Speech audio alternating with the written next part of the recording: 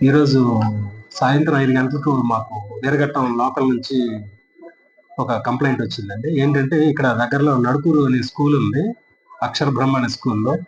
అక్కడలో అక్కడ విద్యార్థులకి అక్కడ ఉన్నటువంటి హెచ్ఎం గారు వాళ్ళతో అసభ్యంగా ప్రవర్తిస్తున్నారని దాని మీద మనకి కంప్లైంట్ ఇచ్చారండి.